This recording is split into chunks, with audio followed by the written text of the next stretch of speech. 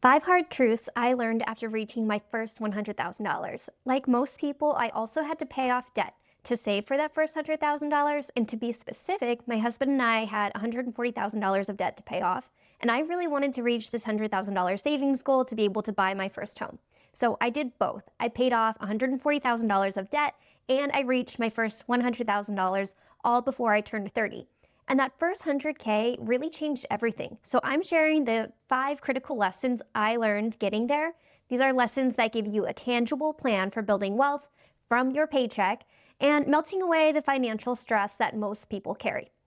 So first is the first $100,000 is actually the hardest. Most people think that building wealth is fast once you start saving, and that's just wrong.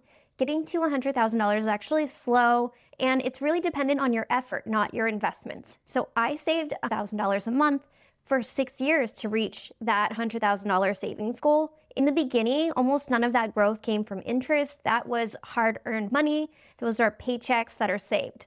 But here's the shift. Once I passed $100,000, compounding interest finally started working in my favor. So I really want to recommend committing to saving now and just accepting that early growth can feel slow, but with a plan, you can build wealth and have fun. So this isn't just 6 years of saving miserably, it's having fun while you do it. There's a balance in order to sustain it for the long haul, and I teach how to build a budget like this in my $100,000 savings challenge. Number 2 is to invest savings with one purpose, and that's to make more money. Your savings doesn't have a job, then it will not grow, and too many people are saving money without assigning it a goal. Most of it gets spent by lifestyle creep or just sits idle, but putting your money in the right places at the right stages is how you build wealth. I also teach this in my $100,000 savings challenge so that you know what and how much to put, like in a high yield savings account, a 401k, a Roth IRA, brokerage account, and so on. Number 3 is that a small amounts feels useless until they aren't. So many people hesitate to invest because they think small amounts won't matter, or they're just scared thinking they'll lose it, or they can't access it, and that's just a mistake. So I want to go into my compound interest calculator. Okay, this is our compound interest savings calculator. This is part of the $100,000 savings challenge that I have in my community. You can access the same sheet in there. So what I want to show you though is, let's say we have savings that compounds at 10%, okay? And our savings right now, our starting balance is 0, and we are going to contribute $1,000 a month. We'll put $1,000 in here. So we can see after the first year, we've contributed $12,000 and we've saved $12,566. So it's really slow going as far as compounding savings to start, but it does pick up speed. So based on this calculator, we can see here that on year 6, we're getting to just about $100,000 saved when we contribute $1,000 a month. And we've actually only contributed $72,000, but the compounding interest made up the rest of it. And so we can see it takes 6 years to do that. If you want to take a look at what is $500 a month, it looks like it's going to take 10 years to get to $100,000, and you've contributed $60,000 to get there. So there's a lot of compounding interest that has worked for you in that time. Savings should be fluid. So as your income is growing, so should your amount that you can contribute to savings every month. So it's okay if you start small. Everyone starts somewhere. Just make sure to increase it as your income grows. And then what I want to show you here is how long it takes to get to the next 100,000. So we said it takes 6 years at $1,000 a month contributed to get to 100,000. But we can see here to reach 200,000 at the same savings rate is only 10 years. So 6 years to the first 100,000, 4 more to the next. To get to the next benchmark, it looks like year 13. So we go from 6 years to 4 years to 3 years, all at the same savings rate. And now here you can see at year 13, you've contributed 156,000 and the savings is 317. So it's like you pretty much doubled the amount that you've saved with compounding interest. And we take that all the way to $1 million, which you can save up by year 23.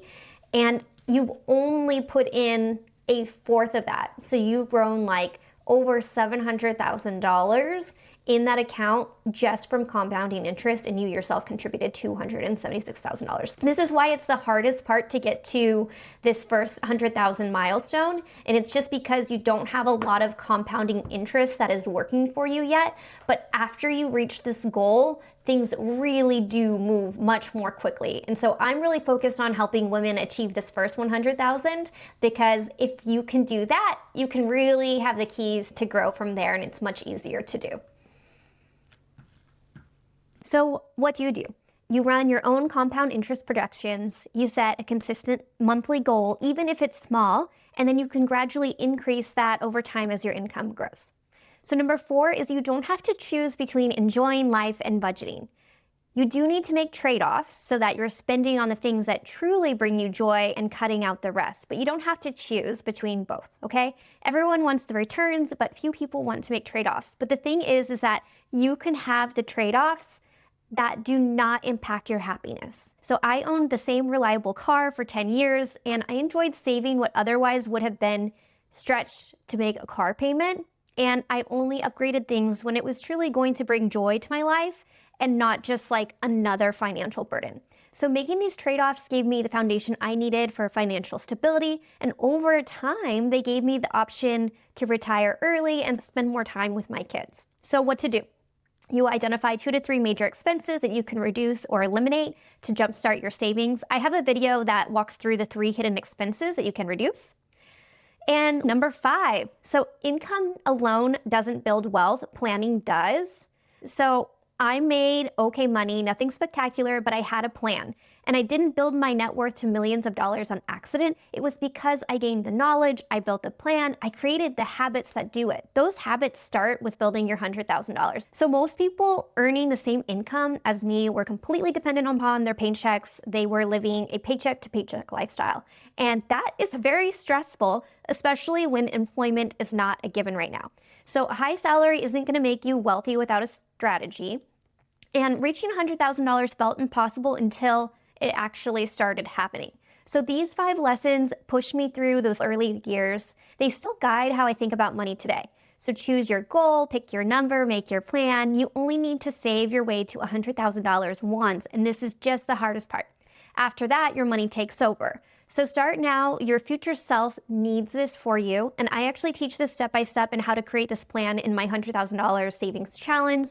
You can check out the Loud Budgets community on School, where women are focused on saving their first $100,000 by gaining the knowledge, building the plan, and getting some more support from the community to build lasting habits. So click the link in the description below to join. And if you like this video, hit the bell and subscribe for my weekly video drops, saving your first $100,000.